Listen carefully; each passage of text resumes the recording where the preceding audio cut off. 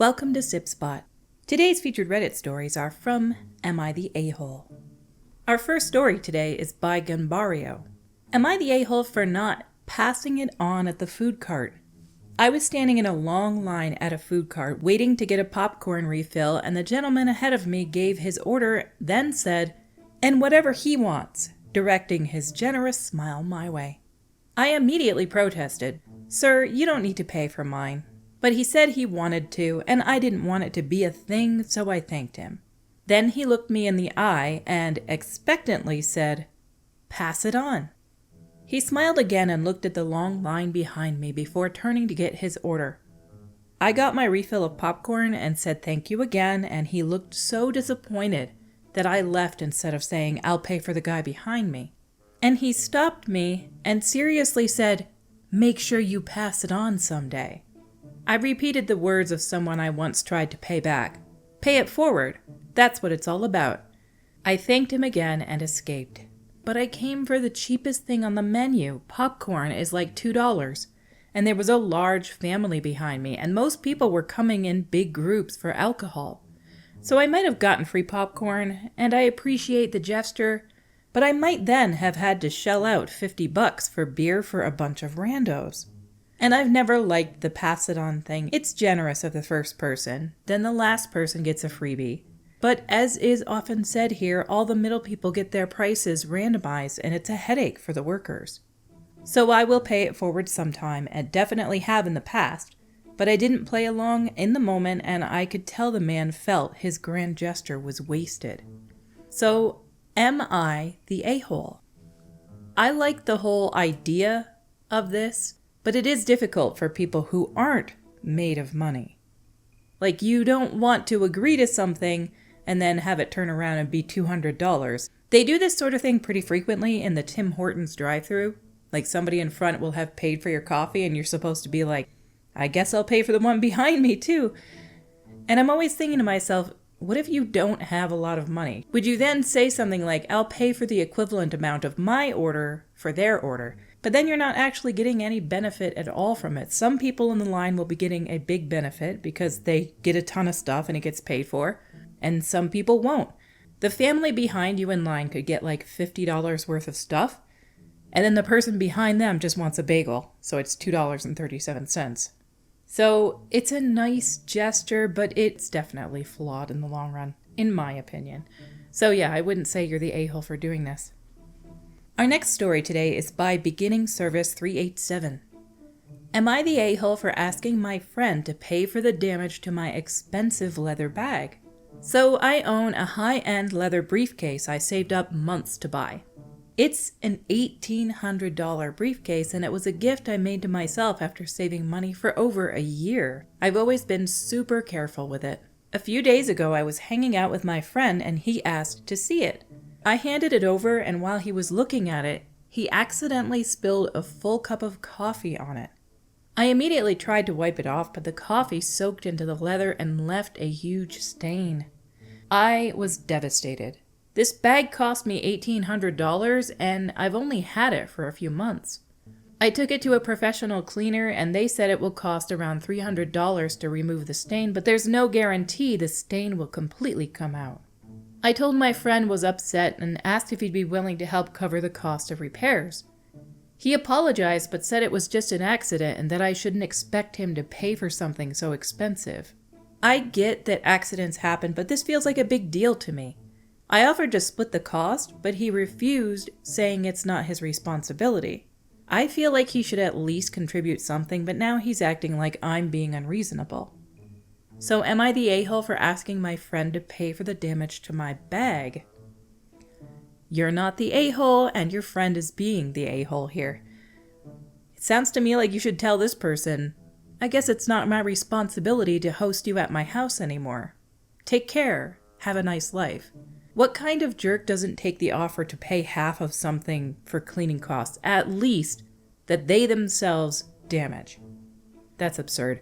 Maybe deep down he thinks that you were the one that spilled the cup of coffee on it. I'd love to be a fly on the wall at the very moment it happened and see who was really truly at fault. Our next story today is by Palette of Emotions. Would I be the a-hole if I send screenshots of the mean messages to the parents of a family friend, an influencer, who wanted to pay me for a commissioned painting in exchange for exposure? My mom's goddaughter, let's call her Jen, who's 29, asked me, a 25 female, to do a painting for her because she saw I did one for a mutual friend. Let's call her Anna. Jen wanted the painting as a gift for her father, who was a retired photographer. Here's the thing. Anna paid me for the painting and everything went smoothly. She posted a picture of the painting with her mom as she was gifting it to her. Well, Jen saw that painting and became interested in one for her father. The problem is she wanted me to do it for free.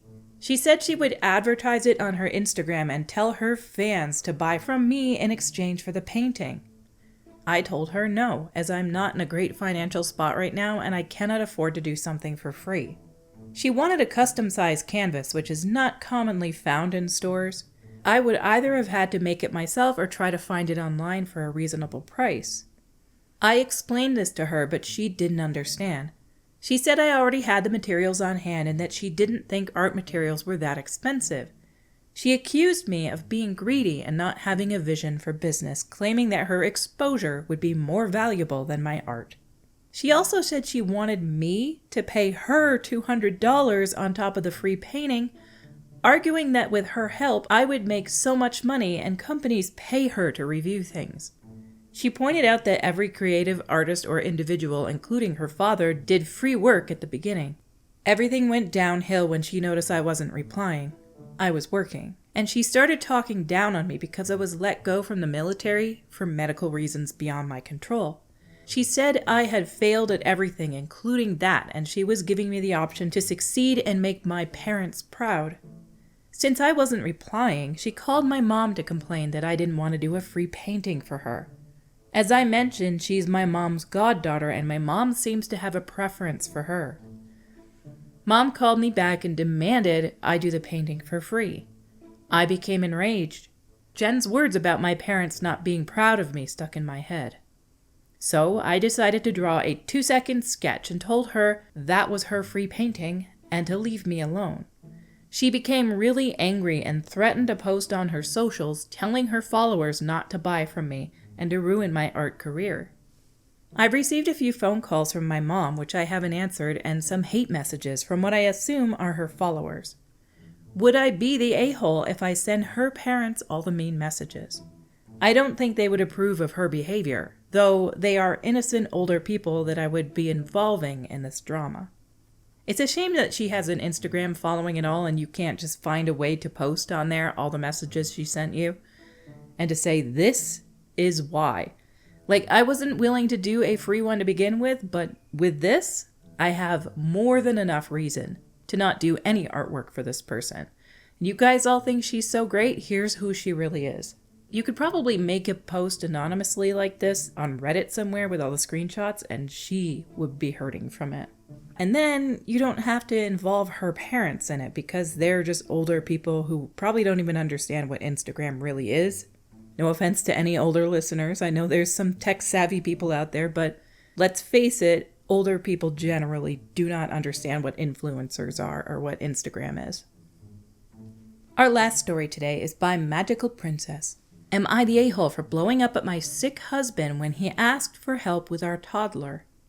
I plan on sending this post to my husband once the verdict is in, whichever way it goes, so I'll add as much of his perspective as I can. Our toddler was sick through the weekend. I was up with him one night from 12:15 to 2:45 and off and on the next night. I probably got 10 to 12 hours of broken sleep the whole weekend. Yesterday, my husband mentioned he was starting to feel a little sick. Last night I went to bed hoping to catch up on rest.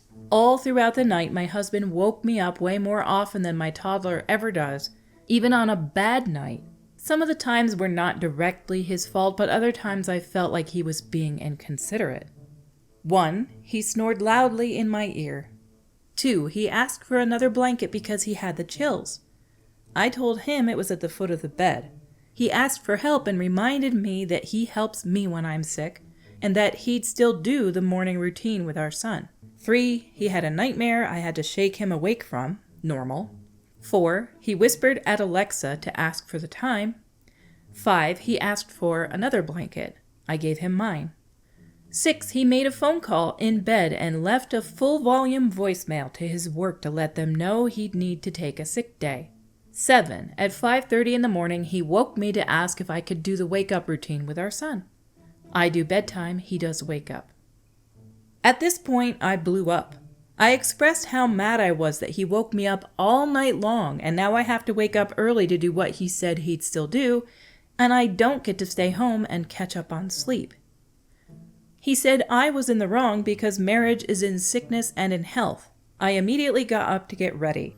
He said I didn't have to start getting ready so early. I said yes I did because I do start work at 7:30.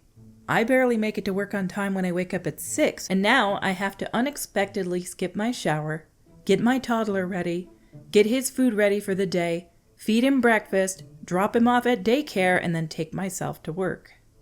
I said he was a grown man with a cold and he robbed me of the rest I needed, and that I'll be sleeping on the couch tonight. At that point, I asked for space and we haven't talked since. I was late for work, which is a big deal at my job. I might be the a-hole for blowing up at my husband when he asked for support during an unexpected illness. Am I the a-hole for being mad at my sick husband?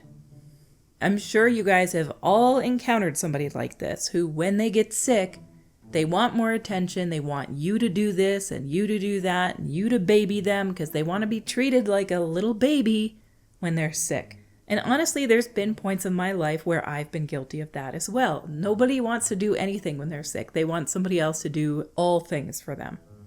But him making a phone call in bed while you're asleep is one of the things in here that definitely says to me, he's a jerk, insensitive jerk. There's a lot of things that you listed that are normal, that are fine, like he snored in your ear, that's fine. He had a bad nightmare, you shook him awake from that, that's normal. Why is he whispering to Alexa to ask for the time, though? Because then she has to vocally reply back to him, and that's inconsiderate. I think more than likely he was just assuming you weren't sleeping either, since he wasn't sleeping very well. Some people do that, too. You have a right to get mad at this sort of thing. You did your part, you barely got any sleep, and then he kept you up for most of the night. Not just normal reasons, not just even, I need a blanket, I'm cold. But him making the phone call while in bed and asking Alexa the time in the middle of the night to wake you up, those 2 times. Those were insensitive and rude moments on his part. He's not very thoughtful of you in this situation, obviously. Hopefully he's better in other regards. Our stories for today have come to a close. Until we meet again, have a restful day.